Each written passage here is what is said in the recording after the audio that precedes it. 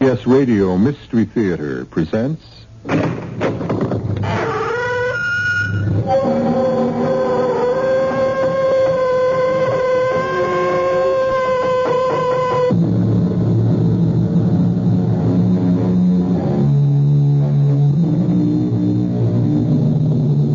Come in.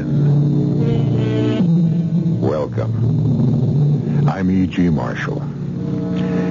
Settle down and let me ask you a profound and difficult question. What is faith? I'm frank to tell you, I don't know. The word faith is in the dictionary, but do we know that the man who compiled the dictionary knew any more about faith than we do? Well, I should like to give you my favorite description of faith, which comes from the Bible. From the book of Hebrews, where it is written, faith is the substance of things hoped for, the evidence of things not seen. And that is what our story is all about. Mr. Mather, I did what you said. I did just as you said. I followed to the letter what you said to do. I've forgotten what I said. You said, wait till the sun is straight overhead, then go to the big rock, the one that's worn off at the top. You said to take off all your clothes and lie on your belly and press your face hard into the rock and lick the rock with your tongue, you said. Lick the rock 29 times with your tongue. Then put your clothes back on and go home, and you'll be all right. Did I really say all that? Did I really? I must be losing my mind.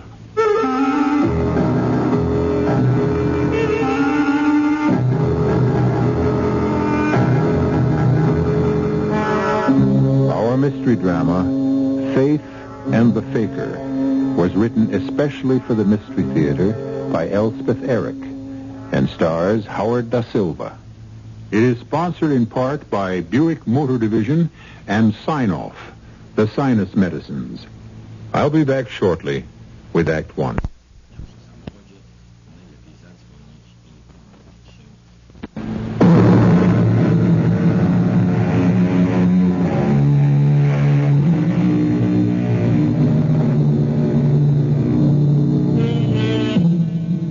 Faith is the substance of things hoped for, and the evidence of things not seen. Such is the theme of our story, and the leading player is a man who never had faith in anything but himself, and not in the better part of himself either, as we shall soon discover. I'll get the door open in a second, Mr. Mather. Oh, you must be drenched. It's all right. Oh, go on in, Mr. Mather. After you. Eliza, I can't stand the pain. There, my dear one. Somebody help. The pain. I'm dying. Look here, Judd. I've brought Mr. Mather. What'd you say? Oh, the pain. Mr. Mather is here. You'll be all right, Judd. You said Mather? Indeed, I did. He came out in this terrible storm just to make you well again. He wouldn't come before. Well, never mind about that. He's here now. Mr. Mather, show Judd you're here. Come closer. Hello, Judd. You're here. I'm here. For all the good I can do you. Oh, you can do it, Mr. Mather. Do what, for heaven's sake? Make the pain go away. How am I supposed to do that? Make my leg the way it used to be. Look how it is now. Just look at it. It's all swollen. Twice its regular size. It's turning yellow. Fix it, Mr. Mather. Judd, I can't. I don't know how. You need a doctor. There's no doctor on the island. You know that, Mr. Mather. Then go to the mainland. There's a doctor there. With his leg the way it is, he'd never reach the mainland. I don't want no doctor. Not any doctor. I don't have faith in them. I have faith in you. In you, Mr. Mather. Oh, how did this happen? I mean, to your leg. Well, he was chopping wood. His foot slipped and the axe caught him right at the ankle. It didn't seem like such a deep cut. He's had worse. So we bound it up and he went about his business for a couple of days and then the swelling started. And then the fever set in. Oh, feel his forehead. He's burning up. Where's the axe? The axe? The axe, the thing that caused the whole mess. Where is it? Well, right there by the door. Well, what are you going to do, Mr. Mather? You won't cut my leg off, will you? Oh, of course I'm not going to cut off your leg. I'm going to punish this axe. I'm going to make it suffer. I'm going to torture it. I'm going to make it endure such pain. But how? How are you going to do that, Mr. Mather? I'm going to crucify it. Crucify? Give me some strong nails and a hammer, Eliza. Oh, yes, Mr. Mather. You're going to crucify the axe? Right here, on this door. Don't you think it deserves to be crucified after what it did to you? Oh, yes. Here are the nails and the hammer. Now, you'll hang on this door, you villain. You'll hang there till you waste away and rot. You understand? Oh, and Judd. Yeah, Mr. Mather? Be sure you hold on. Hold on to your life. Hold on to your faith. I will. I'll try. I will. The thing that tried to kill you is being punished. Now I'm going to tell you what else you must do. Tell me. I'll do it. I promise you. I'll do it. I want you to lie very still in your bed and keep your eyes fixed on the axe. Never let your gaze wander from the axe on the door. Think to yourself how the axe is suffering. Curse it if you like. God will forgive you, for believe me, the devil is in that axe. Have faith, Judd. Keep your faith constant. And keep your eyes on the axe. God bless you, Mr. Mather. Now I must get back to my wife. Oh, how is your dear wife? The same. Good night to you both. Oh, good night. God bless you, Mr. Mather. Now, wasn't that terrible of me, never thinking to ask about his poor wife? Paralyzed all these years, and him not able to do a thing to help her. Be quiet, woman. I'm watching the axe.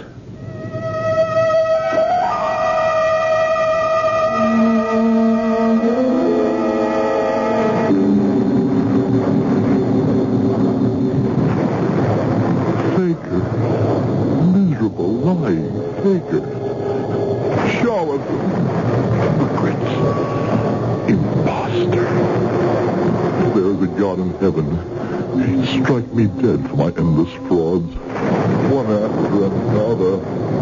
All my life, why do they believe me? Why do they have that idiotic faith in me? I've never told them I could cure them of anything. More than that, I told them I couldn't. They go on believing and having faith. Faith in me. Can't they see? Don't they know? If I had any such power to heal, I'd give it all to Mary. To the one person in all this world I truly love. To my saintly, my adored own wife. Mr. Mather! Mr. Mather! My beautiful Mary, who sits all day in her wheelchair by the window and watches. Go, she says. They believe in you. They have faith in you. Go. And I go. And I know I can do nothing. I don't even know what ails them. But I invent some darn fool rigmarole. And sometimes it works. I don't know why. Mr. Mather, wait up for me. Oh, who is it?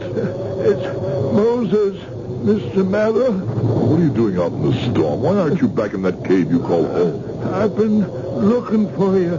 I had to tell you, Mr. Mather. It worked. What worked? I'm cured. My stomach's firmed up. The sickness is gone. Oh, Mr. Mather, I did what you said. I did just as you said. I've forgotten what I said. Forgotten? How could you forget? You cured me of the sickness that was taking away all my strength, that was making a skeleton of me. How could you forget what you said for me to do? Well, come on. What did I say? You said, Moses, wait till the sun is straight overhead. Then go to the big rock, the one that's worn flat on the top. And you said, take off all your clothes and lie down on the rock, but don't look into the sun or it'll blind you. No, you said, lie on your stomach and press your face hard into the rock and lick that rock with your tongue. You said, lick the rock 29 times with your tongue. Now do this every day for 8 days, and you'll be all right. Did I really say all that? I must be losing my mind. Oh, you've got a mind different from other minds. We all know that. You all know nothing. Nothing. Well, that's probably true. We island people are very ignorant, but, Mr. Mather, we have faith, you see, and that makes up for our ignorance. Look, I'm glad you're better. Now, I've really got to be going home. I don't like leaving my wife alone, especially with a storm like this. The house might be struck by lightning. Oh, how is your wife? Just the same. You can't do nothing for her? Nothing. Your wife's not an island girl, is she? I understand you met her on the mainland. That's right. Now, you see, she ain't got the faith in you that we island people have. And that's the whole trouble, Mr. Mather. She just needs to have the faith.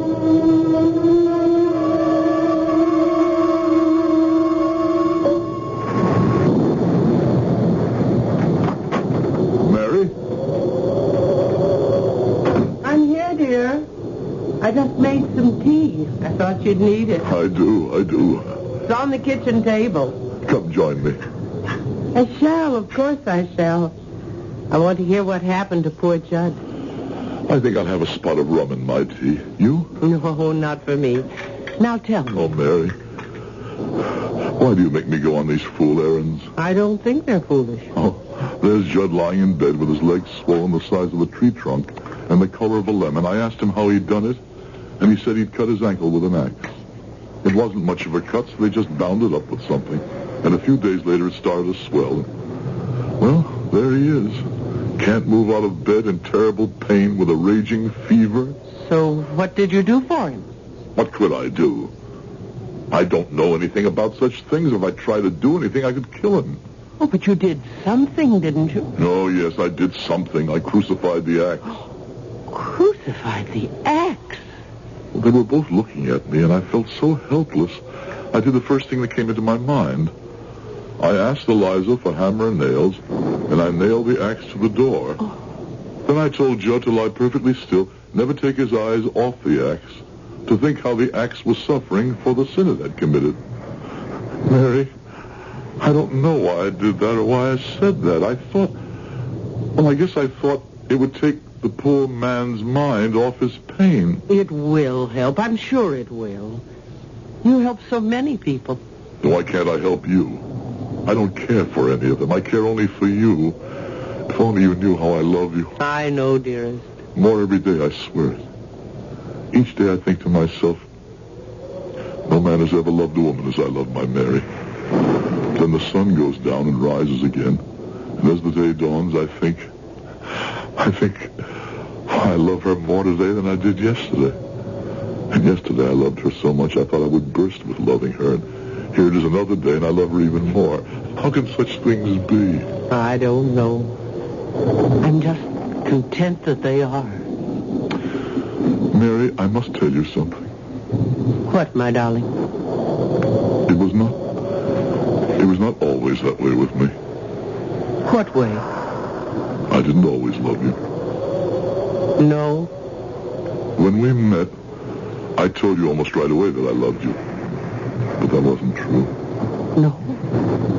When I asked you to marry me and I said I loved you beyond anything on earth, that wasn't true. No. The whole first year we were married, I didn't love you. But then we decided to come here to live on this island. It would be cheaper to live here, we said. But I think it was something else that made us come here. I think it was something in me that made me want to leave the mainland and all that sort of life that I'd lived there, and to be on this tiny spot, surrounded with water, set to the music of seagulls. I wanted to live here alone with you. It was then that I began to love you, not before. I know. Have you always known? Yes. I might have guessed. That's the sort of woman you are. Oh, Mary. There's a doctor on the mainland. If I could get him to come here. Now, darling, you know. Or if somehow I could get you to the mainland where he could take a look at you. Dearest, before we came here, we saw a dozen doctors. And they all said the same thing. You love me less because I can't walk. You know I don't. Well, But this doctor on the mainland, he would know of specialists, of medical centers. Things have been developed in the last 10 years. that would all be very expensive, my darling. I could get the money somehow. How? I don't know. Somehow borrow it. Borrow it from whom? Everyone here is as poor as we are. Oh, if we only had the stock in the silver mine that was promised us. I know. If only the old man hadn't died. What's the use of thinking about that? No use at all. None at all. So, let's think of other things. Happy things. Oh, now, who could that be? I'm not going out again in this storm. Mr. Mather. Come in, Eliza. Get out of that storm. Mrs. Mather. Mr. Mather, I had to come tell you right away. Judd's all right. He's all right. The leg opened up suddenly, just like that. He was lying on the bed, very still, like you told him to do, staring at the axe you nailed to the door, and suddenly I looked at his poor swollen leg, and the flesh parted just below the knee, and all this yellow poison began pouring out. And Mr. Mather, you know what else? At that very moment that the flesh of his leg parted, that axe dropped straight down to the floor. Straight down to the floor, Mr. Mather. I was standing right there, and I saw everything with my own 2 eyes.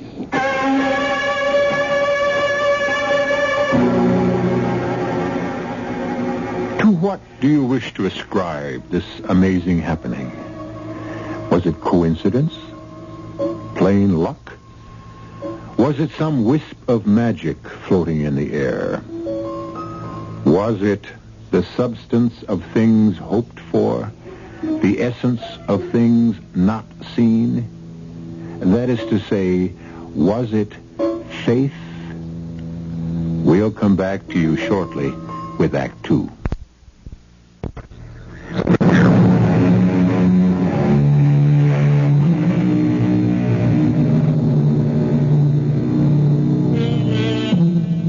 Weeks have passed since Mather visited the man with the sorely infected leg.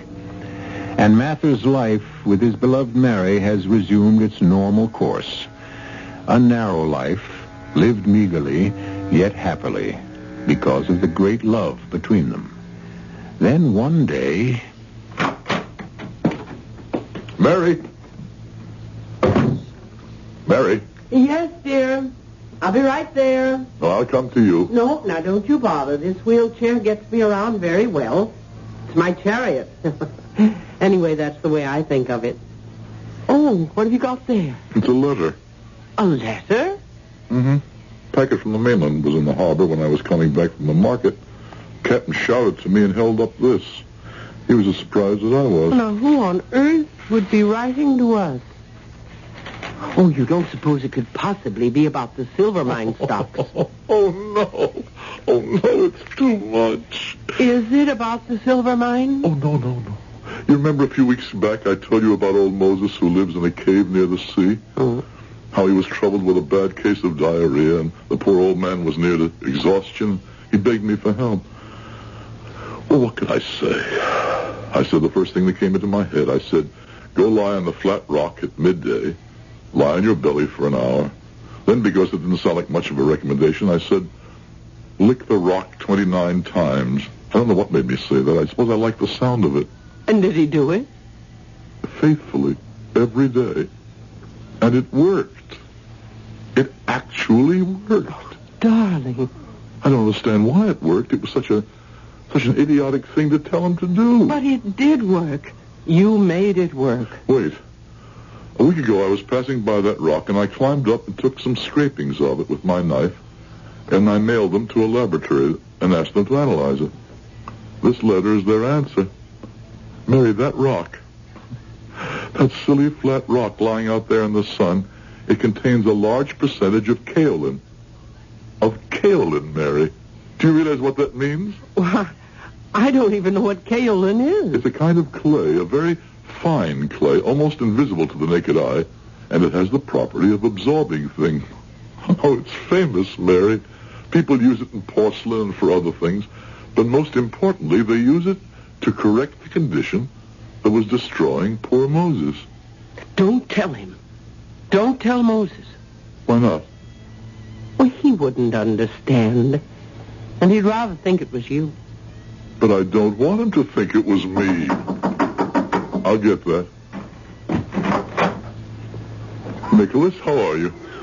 It's my wife, Mr. Mather. She's very bad. Come in, Nicholas. What's the matter with Nellie? It's the migraine, Mary. And Nellie's half out of her mind with it. Mr. Mather, please do something for her. Nicholas, I know nothing about migraine headaches. What about the pills the doctor from the mainland gave her? Well, they do no good at all. Darling, you must go. But I can't do anything. You'll think of something. Please, Mr. Mather. All right, let's go.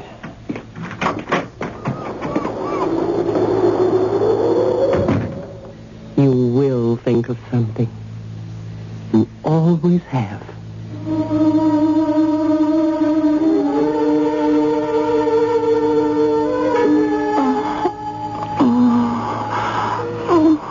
Now, Nellie, I know how much it hurts. An anvil is being struck inside your head. Yes, it's worse. I know. She can't bear to move her head, not even to take some water. I'm not going to ask you to move your head, Nellie. I'm not going to ask you to move anything. I'm simply going to take your hands in mine. Here. First the right hand, then the left hand. There, that's all. That's all? Hush. This is between Nellie and me, Nicholas. Now, Nellie, try to look at me if you can. Look deep into my eyes. Yes. Look into my eyes, but don't think of me. Think only of your hands. Feel how cold they are. Oh, cold. Like ice. Now think of the ice melting. Think of sun shining on ice. Shining on your hands. Hot sunlight. Hot. Your hands are getting warmer. Warmer. And warmer. And warmer. Why, your hands are beginning to feel hot, burning. I can hardly hold them. Don't let go, because... don't let go. Why, Nellie? Because my head is beginning to clear. Good. Is it true? Is it true, Nellie? The pain, the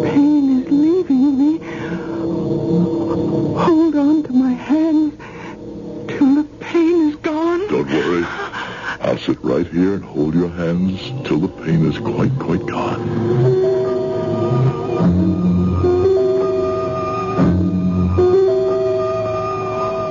Mary, it was ridiculous. I had no idea what to do. All I could think of was that you had said you'll think of something, and holding her hands was what I thought of, so I did it. And it worked.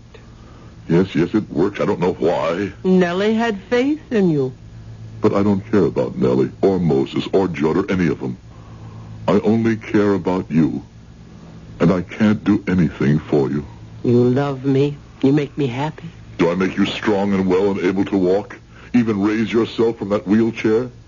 No. Then what good am I? What earthly good am I?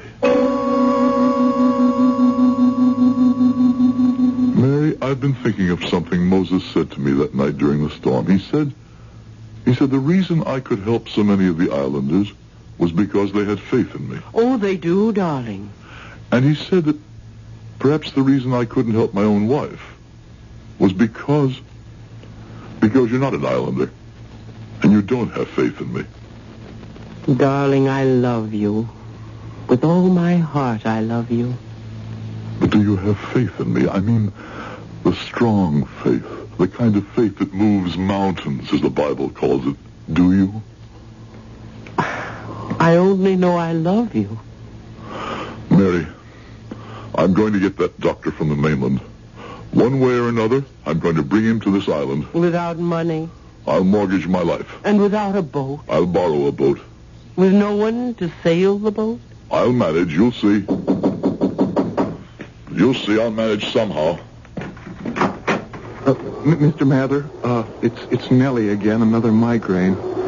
You must come. She's in such pain. Nicholas, not now. I have other things on my mind. Please, Mr. Mather, you don't know how she suffers.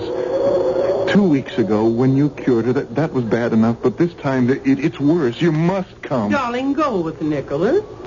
You really want me to? I want you to. Very well, if my wife wants me to go with you, Nicholas. Come on. You will think of something, my darling. You'll see. You'll think of something.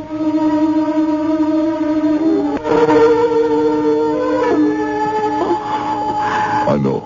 It hurts, doesn't it, Nellie? I know it hurts. Your head is bursting with pain. Your stomach is churning. What's the matter? Why do you just stand there? The light through the shutters pierces your eyeballs, doesn't it, Nellie? Aren't you going to take her hands, Mr. Mather, or tell her to look into your eyes? No. Why not? Are you going to do something else?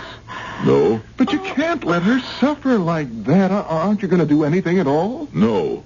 But you are. Me? What can I do? What I did.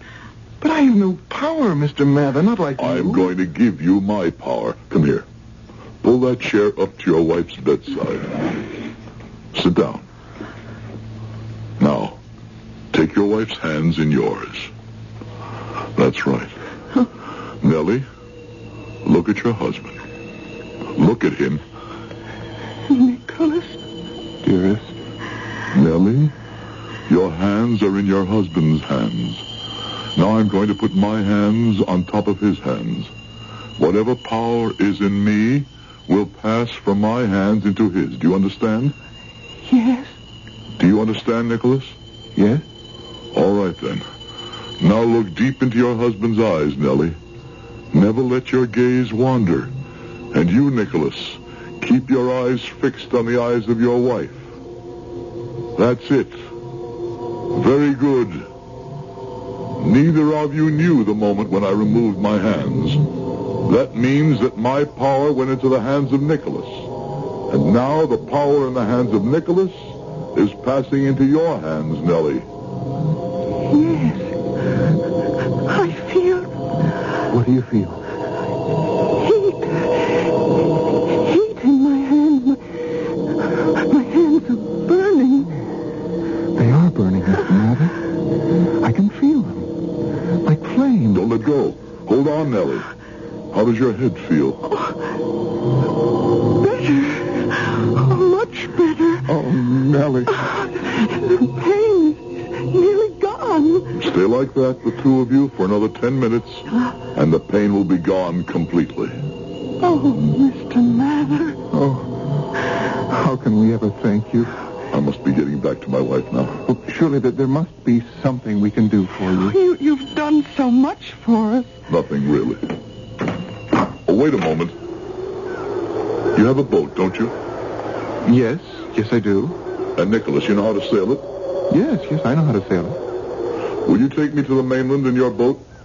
Of course. And bring me back? Well, yes, I certainly will, Mr. Mather. Fine. Sometime in the next couple of weeks. Oh, one other thing, Nicholas. You and I will be making the trip to the mainland alone. But on the return trip, there will be another man with us, a very important personage. Is that understood? Anything you say, Mr. Mather. We owe you so much. You will repay me in full.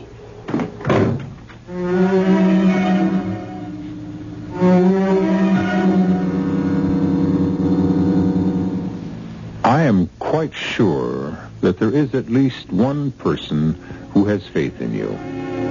Is it your wife? Your husband? Your father or mother? A child?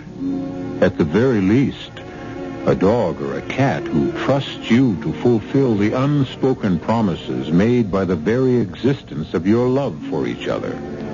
Of course there is. Though if, and I hate to utter the words, if there is not, then you must be the unhappiest person in the world. I'll be back shortly with Act 3. I want that sinus medicine. Headache tablets? No, sinus medicine. Sinus tablets. Helps the headache and the pressure. Oh, you mean sign-off. Exactly. Headache pain is one thing. A sinus headache is something else. Sometimes your whole face can seem to throb with pain. You want relief. Take Sign-Off tablets. SINEOFF, the sinus medicine that gives you a full dose of pure aspirin, plus a sinus drainer. Sign-Off, the sinus medicine that helps relieve sinus pain while you drain. And Sign-Off doesn't stop there.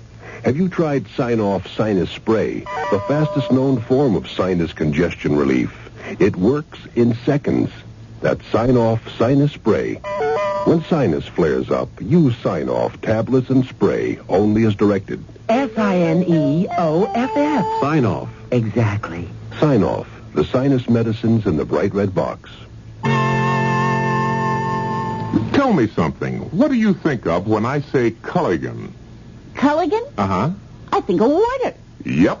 Everyone gets that right away. I guess it's because Culligan's only business is good water. Just water? Just water. In 85 countries all over the world, Culligan's full-time business is the softening, filtering, and conditioning of water. Full-time? Full-time. And Culligan water softeners come in a bigger selection and a wider range of prices, with exclusive features like triple hull tanks and like that.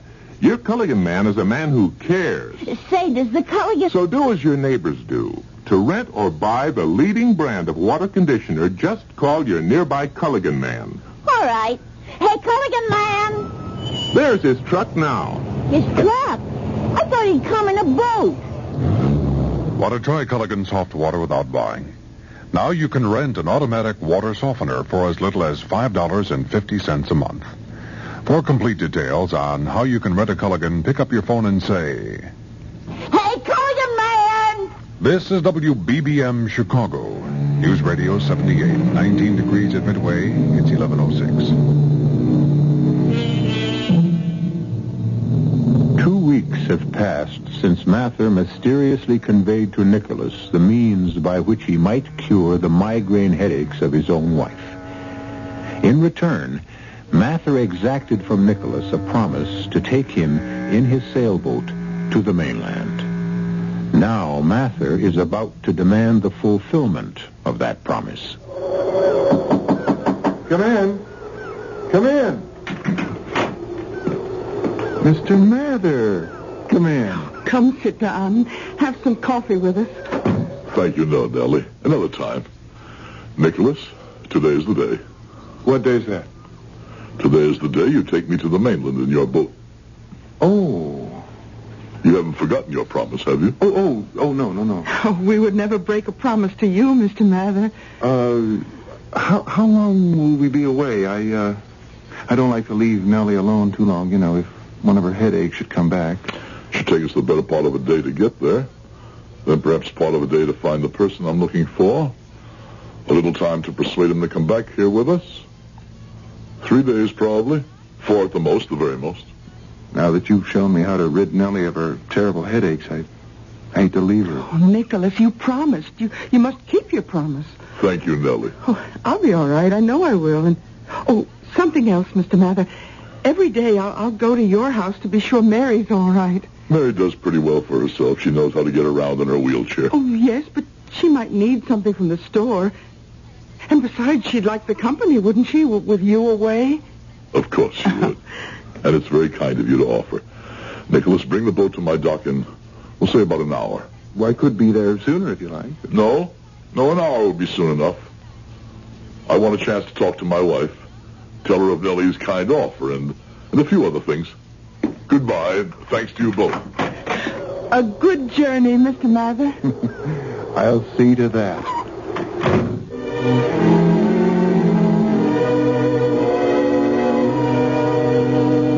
Mary? I'm right here, dear.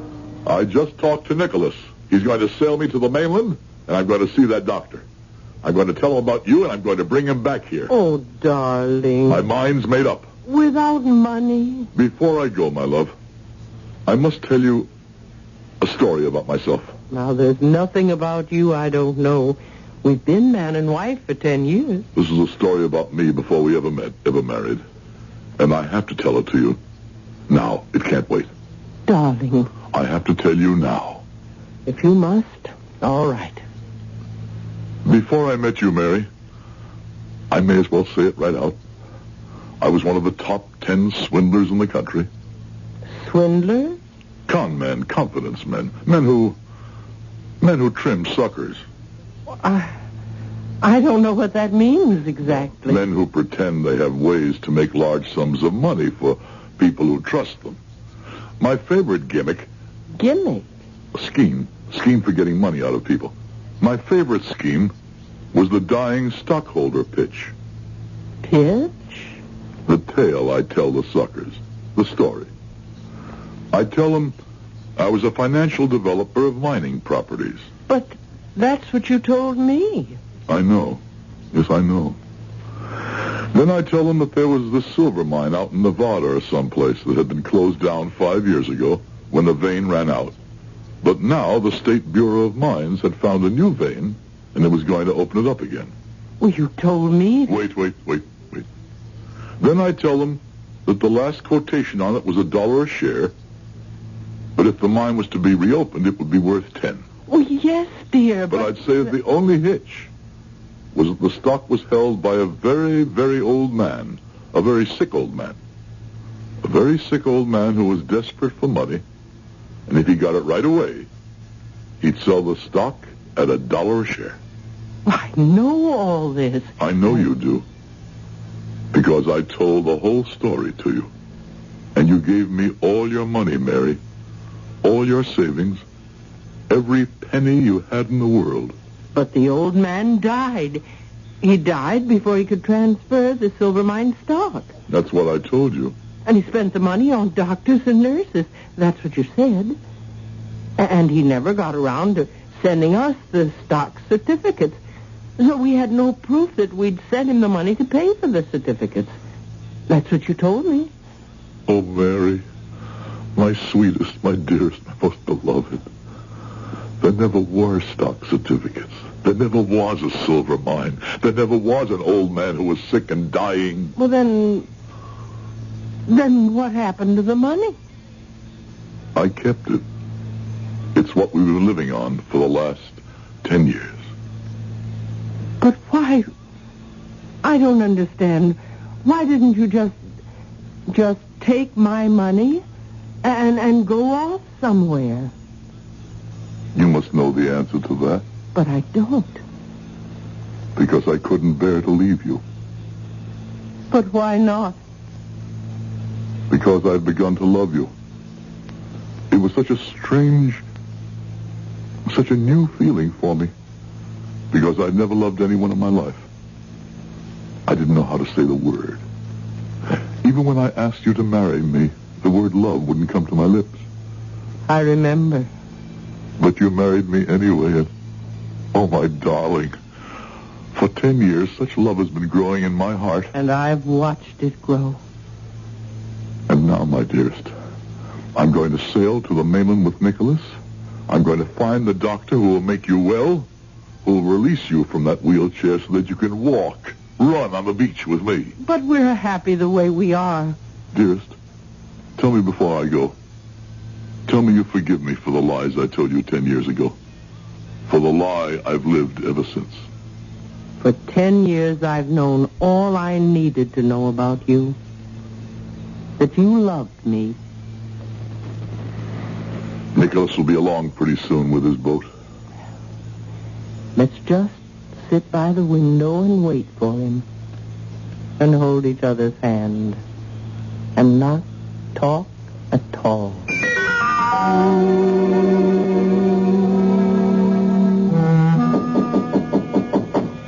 Mary, it's me. I'm coming in. Oh, come on in, Nellie.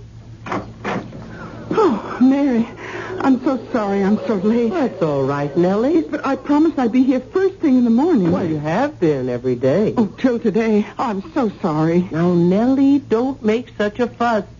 Here, there's coffee on the table. Help yourself. Oh, that I will. And then I'm going to tell you the most fantastic story you ever heard in all your born days. Well, I've heard a lot of fantastic stories in my time. Oh, well, not like this when you haven't. Oh, you want coffee? No, thanks. I've had plenty. Well, then, wait till you hear what I'm going to tell you. I'm waiting. But as you very well know, your husband and mine have been gone for 3 days. Your day will be the 4th day. And, well, you know, Nicholas was very nervous about going because he didn't want to leave me. But to tell you the truth, I was nervous about his going, too, for fear I might have another one of my headaches. Ever since your husband showed my husband how to make them go away, well, you know all about that. Yes. Yeah, well, everything's been all right. And after all, they were only going to be gone 3 or 4 days. What could happen? Such a short time, and the trip was so important. Your husband said something about bringing somebody back to the island with them, some very important personage. A doctor. A doctor? Really? A doctor who might be able to help me. Yes, it's so strange that your husband can help everybody, but he can't help you. Oh, he helps me. Just by living with me and loving me. Oh, but not to walk. No. But go on with what you were going to tell me. Oh, well, Mary, this morning I woke up and... What do you think? I don't know, Nellie. Tell me. Another migraine headache. That's what I woke up with. Oh, no, Nellie, no. I was in despair that the pain... But then, you know what I did? I lay quietly in my bed... And I thought of Nicholas. And I thought of your husband, too, I admit it. And I thought of how they held my hands and looked into my eyes. And how my hands grew warmer and warmer as they held them. And how the pain in my head grew less and less. And Mary, do you know what started to happen? Tell me. My hands grew warmer and warmer till they were hot. I did it myself, Mary, all by myself. I myself made my own hands grow hotter and hotter till I felt as though they were on fire. And little by little, the pain in my head started to go away. Mary, how wonderful. So that's why I'm late coming to see you. Well, it's all right, Nellie. Truly, it is all right. Oh, well, the men should be on their way back by now. Yes, why don't you go to the window and look out? I'll make some fresh coffee. Oh, they're coming! They're coming! I can see the sails. There's a good wind blowing. Good. We'll have coffee ready for them. Oh, they'll be coming up alongside the dock. Now, you'd best let Nicholas know you're here, Nellie. I will. Nicholas, I'm here. I'm here with Mary. She's making coffee. Hurry. Oh, they'll be right right in. They're tying up the boat. I'll pour the coffee. You want me to do it? No, I want to do it. A cup for Nicholas. A cup for my beloved husband. And a special cup for the wonderful doctor. Oh, shall I pour another cup for you? Why not? This is a very special occasion. And one for me, too. That must be Nicholas. Oh, Nicholas. Oh, my dear, I have such things to tell you. Where's my husband? He's coming. And the doctor? Darling. Oh, darling, there you are. Look at what we have for all of you. Fresh, hot coffee, 5 cups.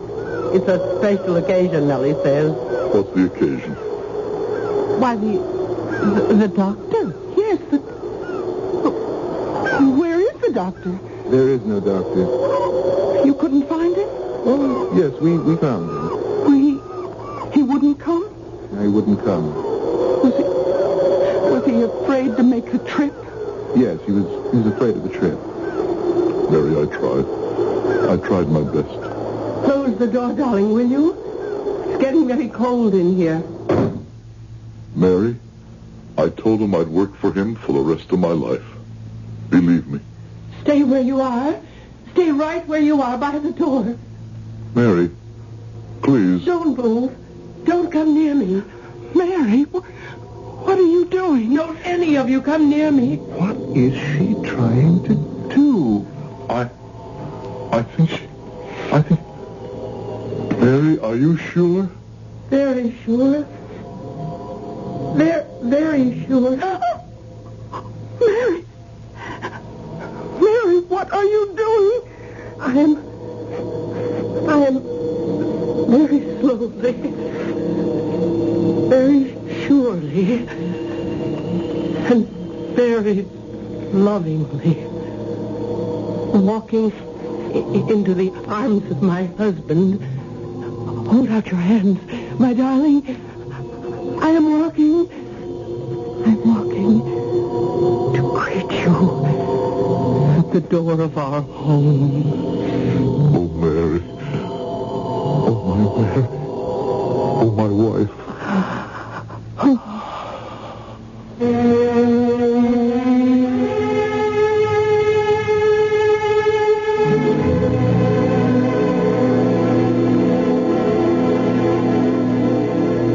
What is the moral of our story, if it has a moral? Why, that the handmaiden of faith is truth. That without perfect truth, there can never be perfect faith. But when both truth and faith are perfect, why then, miracles happen. As one has just happened in our story called Faith and the Faker. I'll be back shortly. You're on the open road, rolling free and feeling great about your new Buick Century. Because in published EPA mileage test results, a V6 Buick Century got the best highway mileage of any U.S. midsize car. 24 miles per gallon and 16 in the city. Your Century's comfortable, it's nimble, it's economical, and above all, it's a Buick. Living free.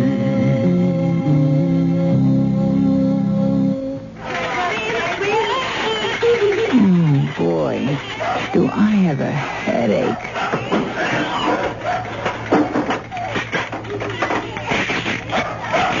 Why do they have to make these caps so hard to open? For a very good reason. Children open things that they shouldn't. That's why we have safety packaging. For the life of your child, you can live with a little inconvenience. For further information, write the U.S. Consumer Product Safety Commission, Washington, D.C., 20207.